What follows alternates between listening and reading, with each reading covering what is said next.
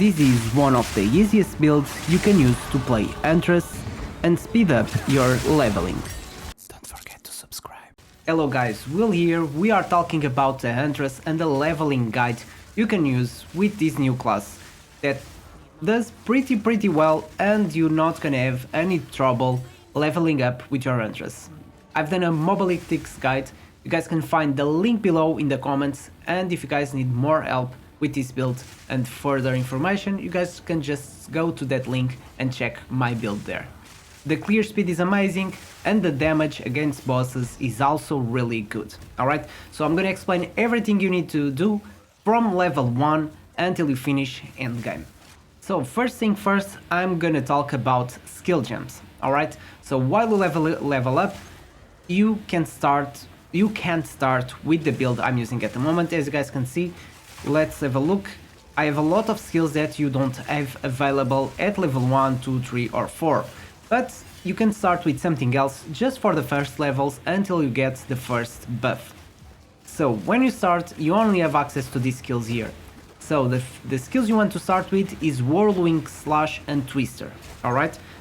You start with these two skills, Whirling, Slash and Twister. On Whirling, Slash you can use Martial Tempo and Range. And then on Twister you can start with Scattershot and Concentrated Effect. This is all you need for the first levels until you get the first buff. So when you get the first Uncut Spirit Gem, you want to get the Herald of Thunder, alright? And when you have access to Herald of Thunder, you can swap your build and start using Lightning Spear, alright? So when you get Lightning Spear, just use Lightning Spear with Herald of Thunder, and then as soon as you can access to Storm Lance, get Storm Lance. So Herald of Thunder, Lightning Spear, Storm Lance, and then we basically just want the lightning skills, alright? So will be Lightning Spear, Storm Lance, Primal Strikes and Thunderous Leap. As you get stronger and you get more items, then you can get more buffs. And that's what I'm gonna show you guys, all the skills I'm using and what you can use for this build. So I'm gonna put all this back because this is the skills I'm using at the moment, the support gems I'm using at the moment. So let's start talking about the skill gems. So the first skill gem we are using here, one thing to keep in mind, I'm using a spear and a scepter because of the spirit. With these builds I'm using a lot of spirit. I have Cast on Shock, Combat Frenzy and Herald of Thunder, alright? So the first one you want to get will be Herald of Thunder, then get Cast on Shock and then Combat Frenzy. As when you get these gloves, alright? You only want to get Combat Frenzy when you get these gloves. The Kitoku's Currents, Jeweled Gloves, these ones will convert the hits with lightning damage. They will contribute to electrocution build up as well, alright? So with this skill, Lightning Spear, you will apply shock, and if you are using these gloves, you will apply electrocution as well. Until you get there, when you have access to a scepter, most of the scepters they will give you 100 spirit, and you can use to cast on shock with Sniper's Mark, alright? This Sniper's Mark will convert when the next critical hit will consume it, doing more damage, and will give you one frenzy charge, and with every frenzy charge you can make your skills stronger. So the skill that we will be using most of the time will be Lightning Spear. Lightning Spear is amazing for AoE damage, it does a lot of AoE damage, the clear speed is really good, and when you start getting frenzy charges will be even better because the damage is increased, does more AoE damage, is amazing. And will activate the Herald of Thunder, that will help clearing everything on the way. So on Martial Tempo, on Lightning Spear, we want to use Martial Tempo to increase attack speed, Lightning Effusion to increase our damage with this skill, and Volt, this is a new support gem that is really good to increase the lightning damage. Then we use Storm Lance. Storm Lance will be a bit different, so you can use Lightning Spear together with Storm Lance just to increase your damage, alright? So with Storm Lance, we are using Magnified Effect to increase the area of the effect of this skill. We have Scattershot, because this way we're gonna fire an additional projectile, so it will be 3 projectiles doing damage. And we are using Primal Armament to increase the elemental damage from this skill. This skill also increases his damage with frenzy charges. Then we have Primal Strikes. This one we only need to use against rare heroes, rare monsters and bosses, because this skill does a lot of damage, and also at the final strike it does lightning exposure. Alright, so this will be really good because it will increase a chance to shock and the damage you are doing, so it's a really good skill to use with this together with these other lightning skills. So on Primal Strikes we have we have Rage, so every hit will be converted to 3, will give us 3 Rage, and when we reach 30 Rage it will give you 30% more attack damage. We are using concentrated effects just to deal more damage, so every time we use Primal Strike against enemy with shock, the damage will be increased with the spirit's damage, so it will convert 100% of physical damage to lightning damage, 282% attack damage, which is a lot, and every time you have shock on the enemy you can use this skill to increase your damage. At the third strike, so this final strike, this shock will be consumed, but you also gonna inflict this lightning exposure that will increase your damage and everything else. Then we are using Huntress Leap. This one just to help with your mobility when you need to jump to another enemy or something like that. We are using Memento just to increase our damage when we jump, and Ancestrally Boosted. This will give Ancestral Boost, so basically this will increase 30% more damage and area of effect to this skill. Then we are using Arrow of Thunder. Basically this one, when you kill a shocked enemy, will cause the subsequent attack hits on other enemies, alright? So we'll do more damage to all surrounding enemies when you kill a shocked enemy. Because of this, we have Ambush to increase our critical hit chance. My plan is to increase my critical hit chance and critical damage overall on the end game. We have Innervate, so every time we kill a shocked enemy with the supported skills will increase our lightning damage. And we are using Long Shot, so every time we deal more damage to enemies further than 7 meters will increase 30% more attack damage. Then we have Combat Frenzy, and I said to use Combat Frenzy only with these gloves, because Combat Frenzy only works with Freeze, Electrocute or Pin. And the only way to get, with this build, to get these Frenzy charges from the Combat Frenzy is with the Sniper's Mark or electrocuting the enemies. I have these gloves at the moment, so I'm using Combat Frenzy. If not, use to cast on Shock with Sniper's Mark. So I'm using Combat Frenzy with Profusion to give me 50% more chance to grant an additional charge, and Precision that will give 30% increased accuracy rating, and I'm using this because I already have that second Ascendancy to Amazon that will increase my damage. If you're not playing with Amazon and you want to play with the other Ascendancy, then you don't really need to use this, but this build will work better eventually when you get Ascendancy with Amazon. And finally we have Cast on Shock. So Cast on Shock will generate energy every time we shock enemies with hits. So with Sniper's Mark, every time you reach 100% energy, the Sniper Mark will be triggered, and if we consume that Sniper's Mark, will give us a Frenzy charge. This works better with rare enemies and bosses, because if you kill them before consuming this Sniper's Mark, you don't get any Frenzy charge. Then we are using Impetus to increase the energy gained and energy rotation that will give a 35% chance to refund half of their energy cost. So this is the build I'm using at the moment, and I plan to keep using this build until the end game, and then I'll try to improve as much as possible. On the passive skill tree, you can start this way, alright? This will be really good, especially when you start with these first skills, Whirling Slash and Twister, because this one is attack and this one is a projectile, alright? So this one is a melee attack and this one is a projectile attack. So these skills here will increase, these ones here will increase melee damage and projectile damage. This one will increase projectile damage when you do melee damage, and will increase melee damage when you use a projectile damage. So when using these two skills together will increase your damage, and I'm still using a melee skill, so this is still worth it to use at the moment.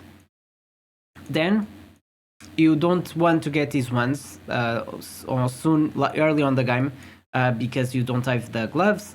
Until you have the gloves, is not really worth it to get these ones here.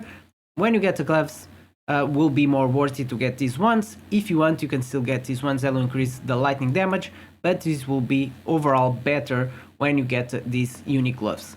So you want to get these ones, and then you can go this way, all this way, and one of the things you can get until you get the gloves will be these nodes here, alright? These ones will increase your elemental damage and chance to shock until you get the gloves. So you can get these 4 here, and then you go a bit further and get these 3 here, alright? When you get those, just keep going, because the best nodes you can get will be these ones, alright? When you get Ascendancy, then you can get these ones, because with Ascendancy, so this one will create the open weakness that will deal more damage when you reveal the weakness, and when you guys will see when you're doing damage, when you have these nodes and you're doing damage to a boss or enemy, you guys will see on his HP bar, there will be different parts with a different color. Those are the weakness where you deal more damage to the enemy. So when you get this critical strike, will grant additional critical hit chance equal to 25% of excess chance to hit. So the more accuracy you have, more critical hits you have as well. If you guys go here, at any skill, let's just check the lightning spear, it will say this 5%, but it says here estimated main hit and critical hit chance from it is higher than this one. Alright, because of these nodes, so it's more 12% to 29. Alright, then after getting these ones, eventually I will get these ones as well, that will these ones here that will increase my damage, but then you want to get these ones, alright? So these ones will be really good. These ones with the Herald will increase your damage. If you are using Herald of Thunder, will increase 50% more your lightning damage. After getting these, you can get some dexterity if you need more stats, especially because you will need to invest some nodes on intelligence, on intellect, to get to be able to use the scepter. In this case, I'm using this unique. If you are using a unique like this, then you just need 25, which is much easier to get. And then you want to get this dexterity, and probably getting these nodes with more dodge will be good as well. When you get the gloves, alright, these gloves, you can invest on these nodes, but don't invest it for now. So now what you want to do will be keep going on this way and get these ones. This one will increase your maximum lightning damage by 15%, which is a lot, alright? By this point, try to get the gloves. They are being sold by 5 Exalted, something like that. So after getting these gloves, you can invest on these nodes.